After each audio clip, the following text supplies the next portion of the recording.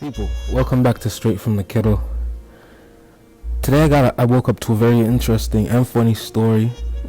Interesting meaning it could turn out spooky. Funny meaning I find it freaking hilarious because it's about Ghislaine Maxwell. Ghislaine is taken off suicide watch and wants to be moved out of solitary confinement at Hellhole Brooklyn jail. Now that's hilarious.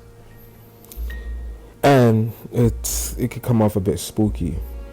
Complaining about jail conditions where she's locked up. The 50-year-old was recently taken off suicide watch but is still being subjected to daily searches and constant surveillance, lawyer says. She also wants out of solitary confinement and to be put in with other prisoners. It comes after friend Jeffrey Epstein died in prison in what was ruled a suicide. I'm just going to read a little bit of the article for you guys, and I'm going to give you my 2 cents at the end. Ghislaine Maxwell is complaining about conditions inside the Hellhole Brooklyn jail where she's being kept ahead of her sex crimes trial. The 50-year-old British socialite was recently taken off suicide watch, but is being subjected to multiple searches each day and is under constant watch of the guards, her lawyer said. The searches and surveillance should be stopped, her lawyer said, while requesting that she be taken out of solitary confinement and placed in with other prisoners. Her legal team says she's only being subjected to onerous conditions because friend Jeffrey Epstein died while awaiting trial in what was ruled a suicide.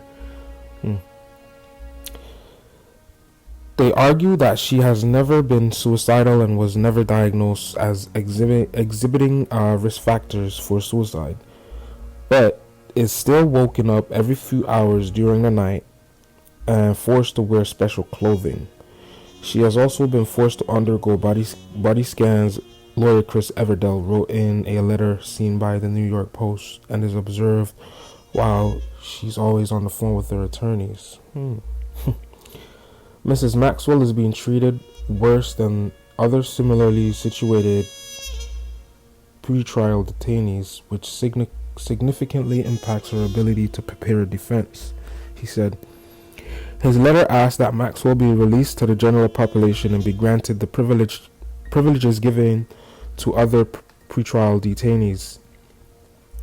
Everdell also requested for her to be given more computer time in order to review the reams of documents relating to her case. More computer time, my ass.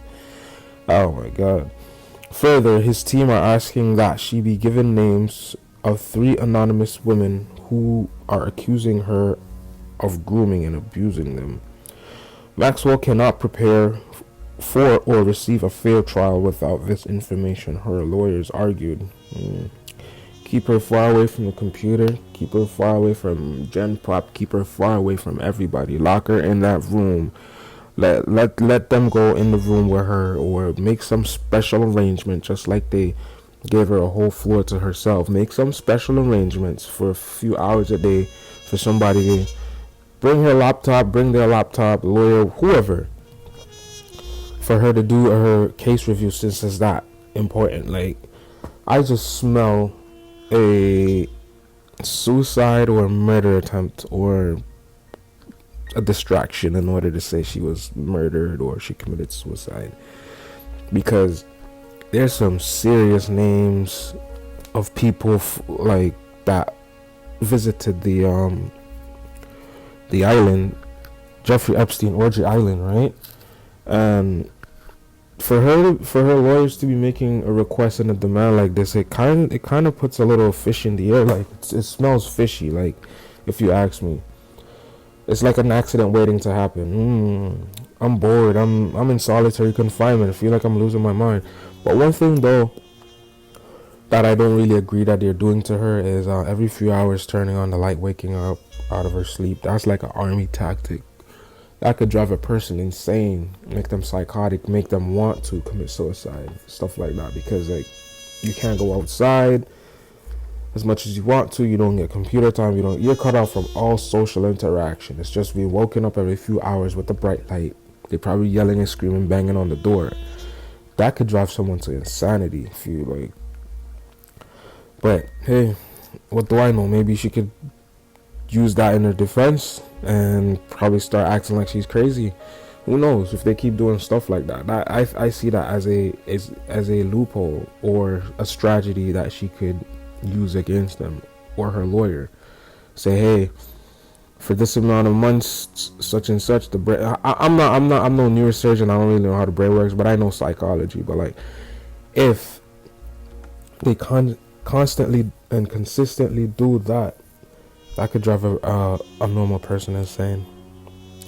But hey, what do I know? But people, if you see another perspective that I didn't mention in this commentary, please feel free to share your thoughts in the comment section. Subscribe to the channel, turn on notification bell, and hit like. It don't cost you $1, bro. It's free. Just hit like. Anyways, peace.